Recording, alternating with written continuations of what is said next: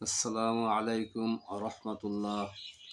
সম্মানিত দর্শক ও সুধী, আশা করি যিনি যেখানে রয়েছেন ভালো আছেন, সুস্থ আছেন। আমরা মাহে রমজানের একেবারে দ্বার প্রান্তে পৌঁছে গিয়েছি। মাহে রমজানের রয়েছে বিভিন্ন আনুষ্ঠানিকতা। তার ভিতর সর্বপ্রথম হলো চাঁদ দেখা। এই চাঁদ হলো রমজানের আগমনী বার্তাবাহক।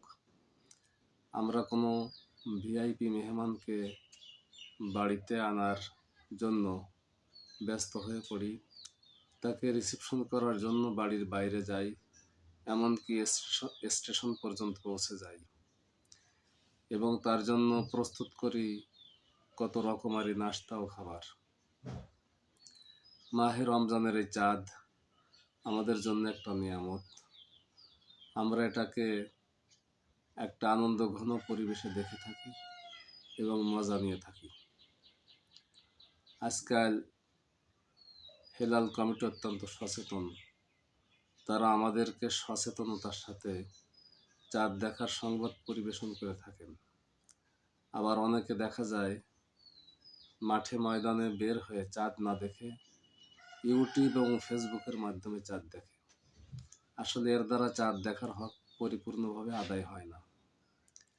হাদিসে এসেছে, সুমু লি রুয়াতিহি ওয়া আফতিরু লি রুয়াতিহি ফাইন গুম্মা আলাইকুম ফাআকমিলু ইদ্দাতা শাবানা সালাসিন। তোমরা চাঁদ দেখে রোজা রাখো এবং চাঁদ দেখেই রোজা ছাড়ো।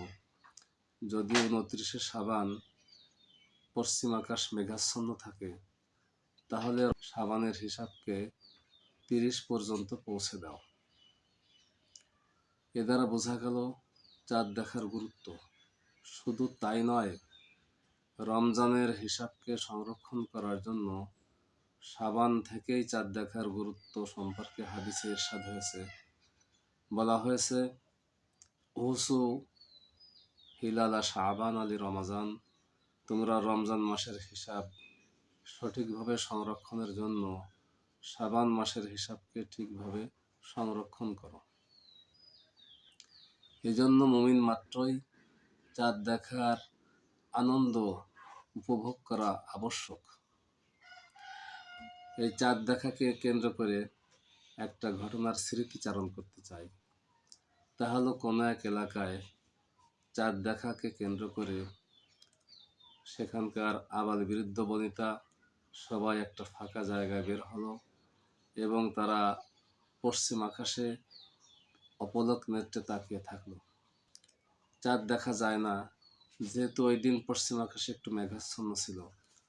অনেক তরুণ যুবক চাঁদ দেখতে অক্ষম। এর ভেতর হঠাৎ করে এক মুরব্বী চেঁচিয়ে উঠলেন, বললেন, আমি চাঁদ দেখেছি, আমি চাঁদ দেখেছি। এ শুনে তাদের কৌতূহল বেড়ে যায়। এক যুবক সে মুরব্বীর দিকে লক্ষ্য করে দেখল, তার ভুরুর একটা সাদা এবং লম্বা চুল বেঁকিয়ে একেবারে চোখের কোণায় অবস্থান করছে। সে যুবকটা মুরব্বীর ওই চুলটা সরিয়ে দিল আর বলল, এবার দেখুন তো চাঁদ দেখা যায় কিনা। তিনি বললেন, না তো বাবা, এখন তো চাঁদ দেখা যাচ্ছে না। এভাবে আরেকটা ঘটনা রয়েছে। তাহলে এক ব্যক্তি তার স্ত্রীর সাথে কোনো একটা বিষয় নিয়ে তর্ক বিতর্কে জড়িয়ে পড়ে। হঠাৎ করে সে কসম খেয়ে বসে যে আমি আর কখনো চাঁদ দেখব না। এই জন্য সে আকাশের দিকে মাথা উঁচু করে না, সবসময় তার দৃষ্টি থাকে নিম্নগামী। একদিন এক জ্যোৎস্না রাতে সে পুকুরের পাশ দিয়ে যাচ্ছিল, তখন পানির ভেতর কি যেন একটা শব্দ হয়। তখন সে সেদিকে তাকায়, তো দেখতে পায় পানির ভিতর ফুটবলের মতো গোলাকার সাদা চাঁদ তার দৃশ্যমান হলো। তো যা হোক, এতে সে লজ্জিত হলো এবং তার কসম ভেঙে ফেলল।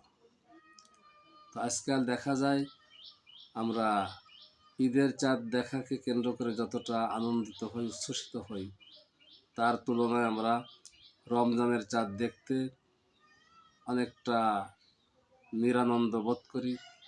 অনেকের কাছে একটা বিড়ম্বনার বিষয় বলে মনে হয়। তো যা হোক, আমরা এটা না করি, আল্লাহ রব্বুল আলামিন আমাদের এই রমজানকে পরিপূর্ণভাবে উপভোগ করার তৌফিক দান করুন। আর মূলত ঈদের চাঁদের আনন্দ তো তাদের জন্য যারা গোটা এক মাস মাহে রমজানের সমস্ত হক আদায় করছে, রাতভর ইবাদত বন্দিগিতে কাটিয়ে দিয়েছে এবং দিনভর কঠোর সাধনার মাধ্যমে রমজানকে পালন করছে। তাদের জন্য রয়েছে ঈদের আনন্দ, তাদের জন্য রয়েছে জান্নাতের সুসংবাদ। আল্লাহ রব্বুল আলামিন আমাদের সবাইকে মাহে রমজানের চাঁদ দেখা থেকে শুরু করে নিয়ে সমস্ত হক পরিপূর্ণভাবে আদায় করার তৌফিক দান করুন, আমিন। তো যা হোক, আজ এই পর্যন্ত। আবার হয়তো রমজান সংক্রান্ত অন্য পর্বে দেখা হবে। সে পর্যন্ত সবাই ভালো থাকুন, সুস্থ থাকুন, এ প্রত্যাশায় সবাইকে আল্লাহ হাফেজ।